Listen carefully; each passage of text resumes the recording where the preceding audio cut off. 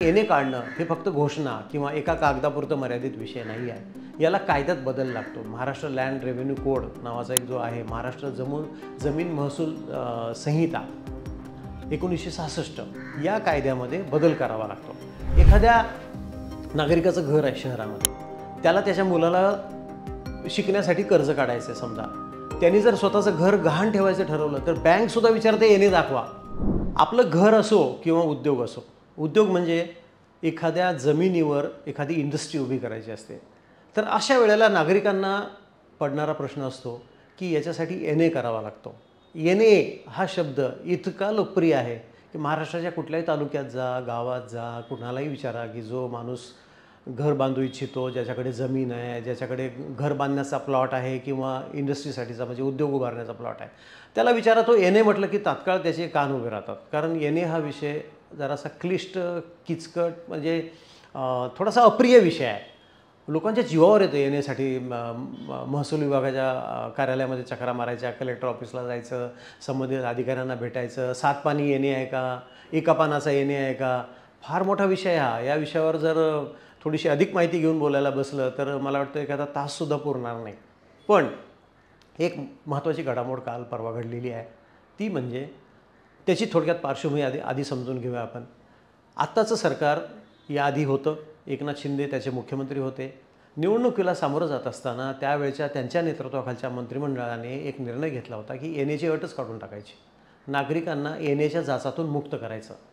ज्यांनी स्वतःचं घर बांधण्यासाठी, ज्या उद्योजकांनी स्वतःच्या प्लॉटवर इंडस्ट्री म्हणजे उद्योग उभारण्यासाठी, बांधकाम करण्यासाठी एनेची परवानगी मागण्याचे हे जे अनेक भयंकर किचकट काम पार पडलं असेल, त्याला याची कल्पना आहे की एनेच काढून टाकूया म्हणाले. अनेक नागरिकांना हायसं वाटलं असेल. पण एने काढणं हे फक्त घोषणा किंवा एका कागदापुरतं मर्यादित विषय नाही आहे.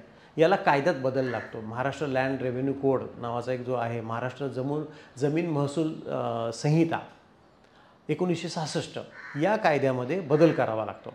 बदलाची प्रक्रिया आता सुरू आहे की ज्या योगे अधिकाधिक नागरिकांना त्यातनं दिलासा मिळेल की एनेच काढण्याची गरज पडणार नाही. ज्याचा प्लॉट शहरामध्ये आहे त्या शहरातल्या नागरिकांना एने म्हणजे नॉन ॲग्रिकल्चर किंवा अकृषिक वापर, बिगर शेती वापर ह्यासाठी का प्रमाणपत्र काढावं? कारण त्यांनी घेतलेला भूखंड हा 3-4 लोकांकडनं त्याच्याकडे आलेला असतो, कारण त्याचे आधी 3-4 मालक होऊन गेलेले असतात. तरी त्याला प्रश्न पडतो याचा एने मला शोधायचा. एखाद्या नागरिकाचं घर आहे शहरामध्ये, त्याला त्याच्या मुलाला शिकण्यासाठी कर्ज काढायचं आहे. समजा त्यांनी जर स्वतःचं घर गहाण ठेवायचं ठरवलं तर बँकसुद्धा विचारते एने दाखवा. मग समजा ते घर जर 40 वर्षापूर्वी, 50 वर्षापूर्वी जर बांधलं गेलेलं असेल तर त्याला हे माहीत नसतं की तो मूळ मालक कोण होता, त्यांनी एने कधी काढला होता, तो 7 पानी होता की नाही, तो आता कुणाकडे आहे, कारण कुणी लक्षच दिलेलं नसतं ह्या विषयाकडे. तो एने शोधत फिरतो की ह्याचा मूळ मालक कोण, ह्याच्यावर पहिला प्लॉट कुणी पाडला, त्यावेळी कोण एने करून घेतला होता कलेक्टर ऑफिसमधून, मग तो शोधत बसतो. तर हा विलक्षण, अत्यंत अप्रिय प्रकार जो आहे एने, यातलं पहिलं पाऊल आता सरकारने टाकलेलं आहे. ते म्हणजे 2 दिवसापूर्वी शासनाने आदेश काढले की याच्यापुढे एखाद्या उद्योजकाला जर त्याच्या जमिनीवर, समजा त्याला उद्योग उभारण्यासाठी जर बांधकाम करायचं आहे तर त्याला एनेचं सर्टिफिकेट किंवा एनेची सनद म्हणतात त्याला, ती आवश्यक असणार नाही. उद्योजकांना फार मोठा दिलासा आहे. कारण त्यांचं असं म्हणणं होतं की एकतर उद्योग उभारण्यासाठी आम्ही जमीन घेतो, पुन्हा त्यासाठी आम्ही जुळवाजुळव करतो, आणि तिथं बांधकाम करायचं असेल तेव्हा एनेसाठी आम्ही जिल्हाधिकारी कार्यालयाची उंबरठे झिजवतो. आणि एनेचं प्रमाणपत्र घेणं हे साधं काम नाही. ज्यांनी ते एने प्रमाणपत्र मिळवलं आहे, एनेखाली परवानगी मिळवली, त्यालाच विचारलं पाहिजे की नेमकं तुम्हाला किती मेहनत करावी लागली त्यासाठी. तर त्यांना दिलासा दिला आहे.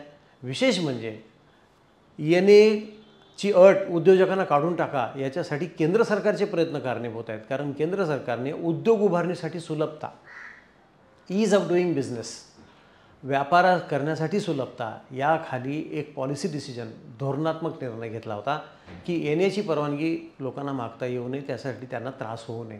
आणि त्याला अनुसरून महाराष्ट्र सरकारला आपल्या धोरणात बदल करावा लागला आणि उद्योजकांना एनेची अट रद्द करायचं ठरलं. बरं, हे आत्ता झालं आहे, पण याची पार्श्वभूमी 2019 पासूनची आहे. तेव्हापासून हे सुरू होतं.